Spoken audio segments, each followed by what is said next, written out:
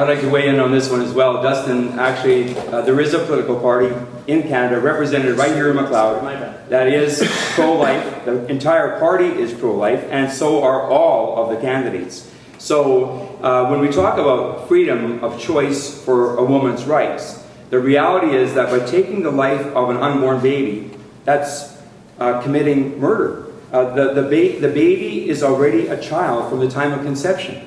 And so the reality is, two wrongs don't make a right.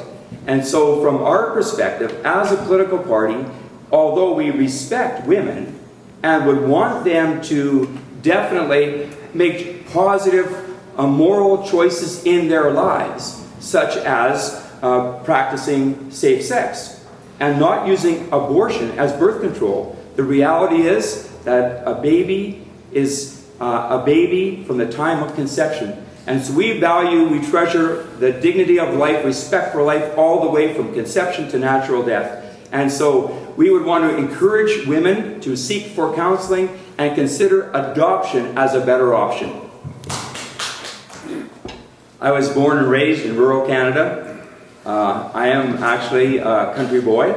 Ran for the first time, as I mentioned, as a federal candidate in Wetaskiwin, which is a community much the same sizes of the towns and cities here in McLeod.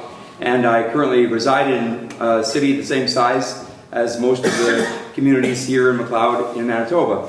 The reality is that I don't believe that there's any replacement for person-to-person, face-to-face contact. I'm a people person.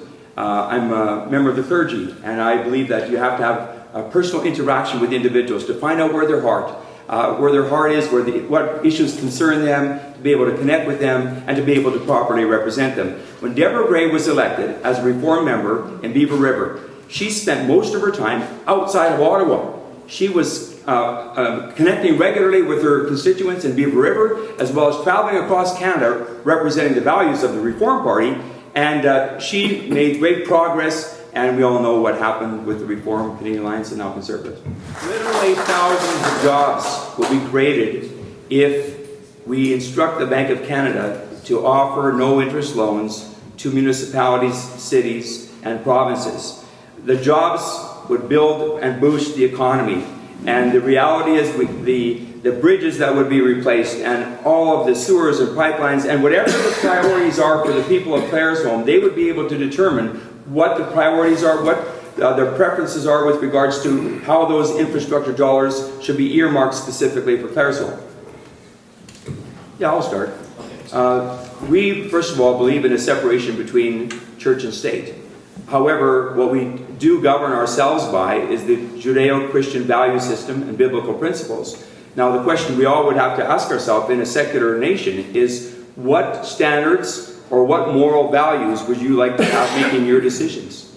And so if we consider other ethnic groups, other immigrants and refugees coming to our country, there will be divergence of different religious values represented. And we in the Christian Heritage Party would like to govern for all peoples and all religious groups. The reality is that there needs to be a freedom of expression in our nation. But the freedoms that we currently enjoy in our nation are our Christian heritage and are based on the value system that was established in the very beginning of our country.